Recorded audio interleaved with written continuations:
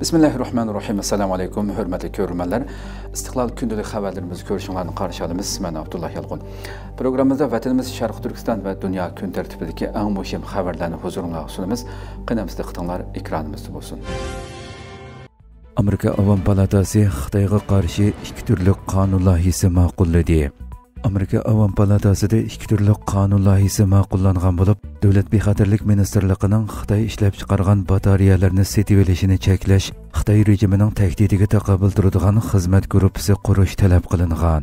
Amerika ovozining xabar qilishicha, Amerika Avam Palatasi Xitoyga munosabatlik ikki qonun loyihasini o'rtaq ovoz bilan ma'qullagan bo'lib, bu qonun loyihalariga asosan Davlat bexatarlik ministerligining Xitoy shirkatlari ishlab chiqargan batareyalarni setib olishi cheklandi ekan, hamda Davlat bexatarlik ministerligida Xitoydan keladigan tahdidlarni nazorat qiladigan va uningga taqobil turadigan xizmat guruhi qurildi ekan. Bu qonun loyihalari keyingi qadamda Kengash palatasida muzokaraga qo'yiladi ekan.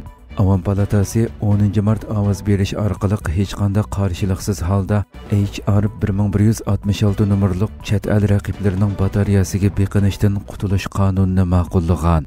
Bu qonun loyihasi palata yig'inida ijro qoidasi to'xtatilgan tariqada ovozga qo'yilgan bo'lib, bu xil usul ikki partiya vakillari o'rtasida talash-tartish bo'lmagan qonun loyihalarining tezroq ma'qullanishini ilgari surdi ekan.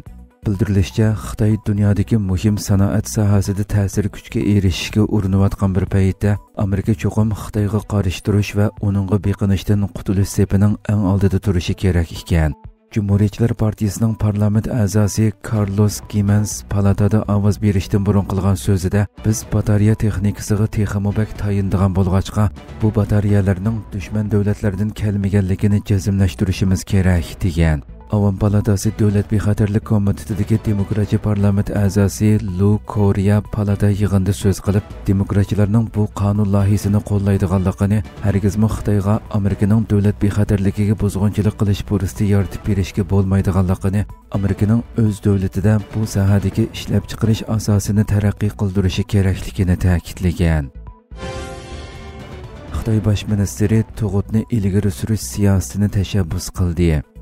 Xitoy bosh ministri Li Chang tug'utni ilgari surish siyosatini tashabbus qilgan bo'lib, nupus krizisini hal qilish Xitoyning navbatdagi ig'ir vazifalaridan biri bo'lib qolgan.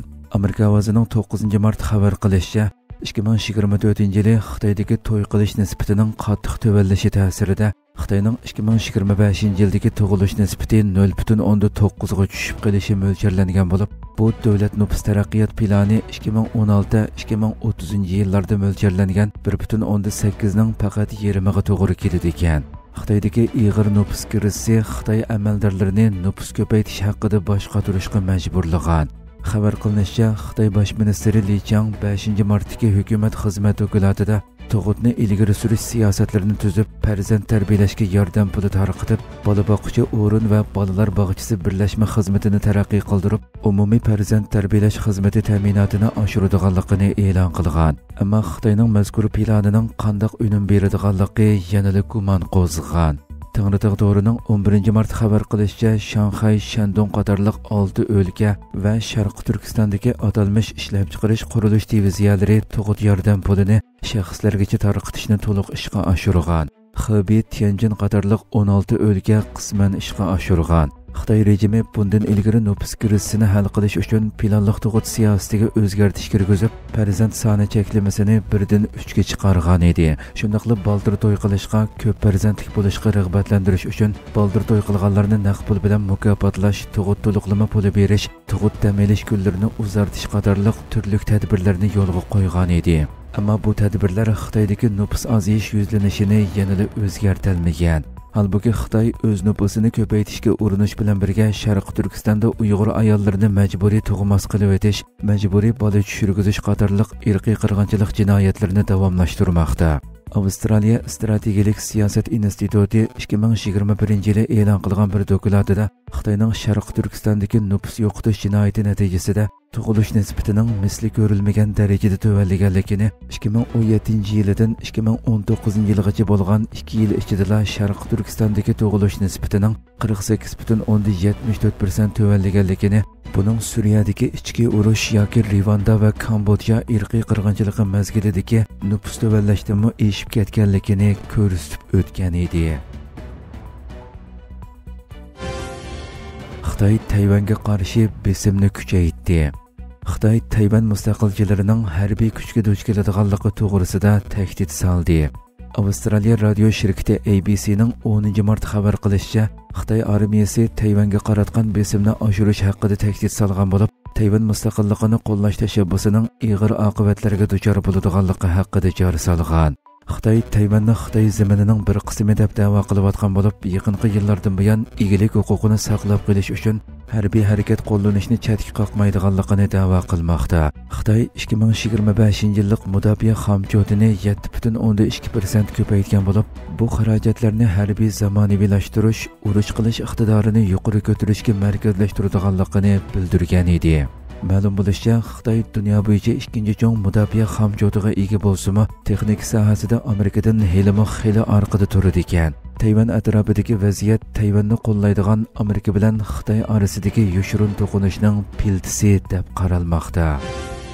Rossiya Ukrainaning Amerika suhbatlaridan ilgari Moskvaga keng ko'lamli uchqu hujumi qilganligini bildirdi. Rossiya amaldorlari Ukrainaning kam deganda 91 uchqu bilan Rossiyaning poytaxti Moskvaga hozirgacha ko'rilgan eng keng ko'lamli uchqu hujumi qo'zg'ab, kam deganda bir kishining joniga zamin bo'lganligini, voqea natijasida o't ofati yuz berganligini, aerodromlarning taqalganligini va nurg'un aeroplanlarning uchish yo'nalishini o'zgartirishga majbur bo'lganligini bildirdi. Rossiya Mudofaa ministrligi seshanba kuni bayonot e'lon qilib, Rossiya tavalligida 91 Moskva rayonida 126 Ukraina qismlari chekingan Kursk rayonida bo'lib, jami 337 Ukraina uchqusining etib tushirilganligini jakarladi. Atiganda yuz bergan keng ko'lamli uchqu hujumi Ukraina amaldorlari Saudiya Arabistonda Amerika vakillar o'maki bilan tinchlik suhbati o'tkazishning yo'llarini izlash yig'ini echishga tayyorlanayotgan paytga to'g'ri keldi. O'xshash vaqtda Rossiya askarlari Kurskning g'arbida minglarcha Ukraina askarini qo'rshavga ilishga tirishmoqda. Halqiliq suhbat vaqti yaqinlashayotgan bir paytda Moskva shahar boshlig'i Sergey Sobyanin havo mudofaa sistemasining yanada shaharga qilinayotgan hujumlarni to'sayotganligini aytdi. Rossiyaning havo qatnashini boshqarish idorasi hujumlardan keyin havo bexatarligini qo'g'dash uchun Moskvadagi 4 aerodromda uchishlarning to'xtatilganligini aytdi. Moskvaning sharqiga joylashgan Yaroslavl va Nijniy Novgorod rayonlaridagi boshqa 2 aerodromga taqaldi. Rossiya prezidenti Vladimir Putin Moskvani urushning qiyinchiliklaridan xoli qilishga tirishish xizmatlari doirasida fuqarolar qurilmasiga hujum qilgan Ukraina uchqu hujumlarini terrorlik deb sifatladi va uningga javob qaytaradiganligi haqida va'da berdi. Hamas Amerika bilan bevosita suhbatlashgan. Hamas Amerika bilan tutqunlarni qo'yib berish masalasi haqida bevosita suhbatlashgan. Avstraliya ABC kanalining 11 mart xabar qilishicha, Hamas Trump hukumati vakillari bilan bevosita suhbat o'tkazib, Amerika va Isroiliya fuqarosi Edan Aleksanderni qo'yib berish masalasini muhokama qilgan. Bu suhbat Qatarda o'tkazilgan G'azza urush to'xtatish suhbati bilan mosqadamda bo'lgan. Isroiliya vakillari o'maki suhbatlarni davomlashtirganligini ilgari surgan. Hamas bo'lsa Misr vositachilari bilan ijobiy suhbatlashganligini aytgan. Amerika Hamas bilan bevosita suhbatlashishdan saqlanib kelgan bo'lsa-mu, navbatda bevosita suhbatning davomlashayotganligini e'tirof qilgan. Bildirilishicha, urush to'xtatish suhbatining ikkinchi bosqichi kechiktirilgan bo'lib, bu masalada Isroiliya suhbatni orqaga so'zish bilan ayblangan. Garchi urush to'xtatish kelishimi ishga oshgan bo'lsa-mu, biroq Isroiliyaning G'azzadagi harbiy harakatlari davomlashgan bo'lib, Isroiliyaning hujumlarining o'lim-yetimga sabab bo'lganligi xabar qilingan. Hürmetli görürmelerimiz, şuna qilib bugungi xabarlarimiz mush yerda oxirlashdi. Atiki programmamizni ko'rishguncha aman bo'lgaysizlar. Assalomu alaykum va rahmatulloh.